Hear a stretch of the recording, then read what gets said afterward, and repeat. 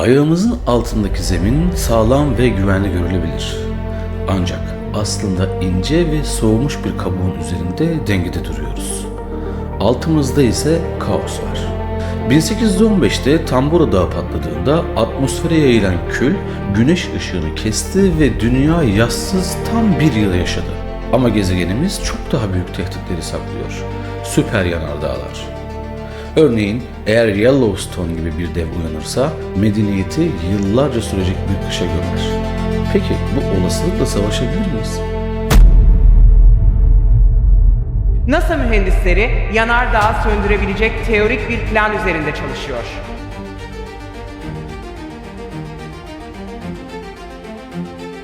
Mağma odasının etrafına kuyular açıp, soğuk su pompalayarak kayadaki aşırı ısının emilmesi sağlanabilir. Üstelik yukarı çıkan buhar, türbinleri döndürerek potansiyel olarak tüm kıtaya temiz elektrik sağlayabilir.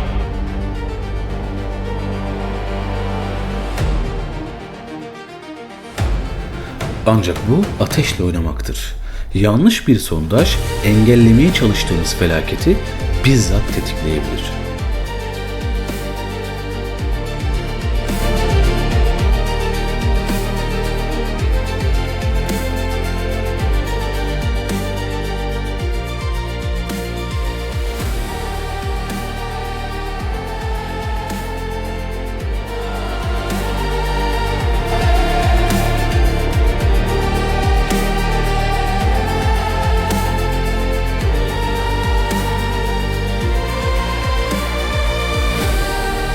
Tehlike sadece aşağıda değil, gökyüzü ısınıyor.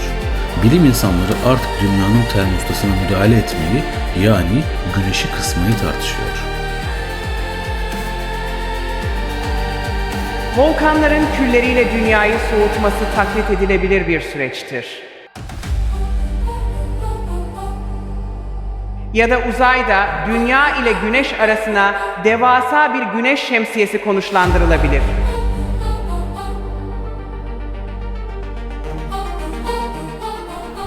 Ancak atmosferi hacklemek yağmur rejimlerini değiştirebilir. Bir ülkeyi kurtarırken diğerini kurutabiliriz.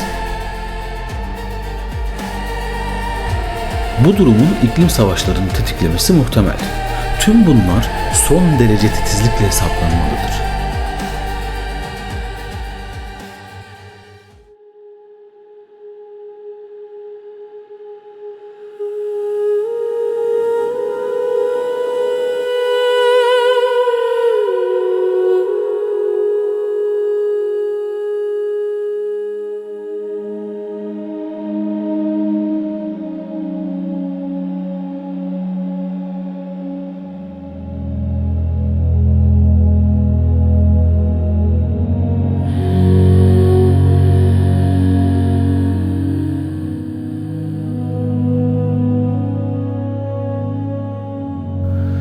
Mücadeleye okyanuslarda devam etmeli.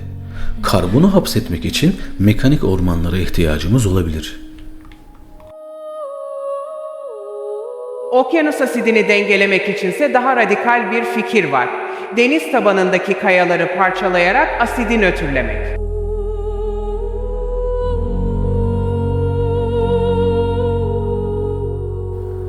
Peki ya eriyen buzullar? Onları alttan yiyen sıcak sulara karşı bir savunma hattı kurulabilir mi? Deniz tabanına 100 kilometrelik setler inşa ederek sıcak akıntıları saptırabiliriz.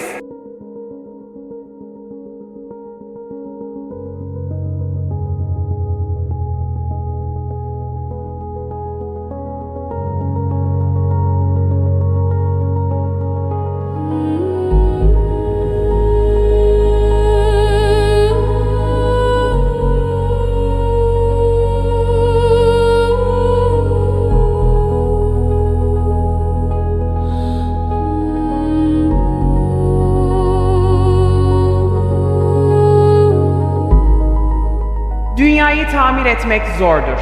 Uzaya çıkmalıyız. Ama yörüngedeki enkaz roketlerimizi yok edebilir. Önce lazerlerle yolun temizlenmesi gerekebilir. Yol açıldığında roketlerin devri bitebilir. Bize okyanusun ortasından göğe uzanan bir uzay asansörü gerekir.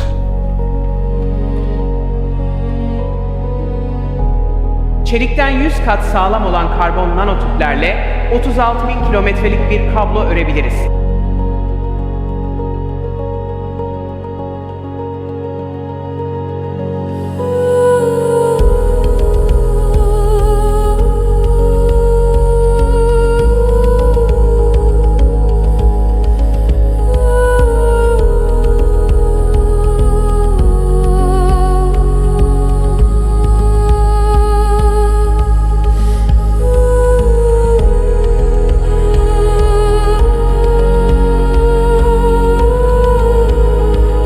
Ve mühendisliğin zirvesi yörünge halkası. Dünyayı saran yapay bir kıta. Sanayiyi buraya taşıyıp dünyayı yeniden bir bahçeye, bir doğal parka dönüştürme şansımız olabilir. Dün hayal olan yarın evimiz olabilir.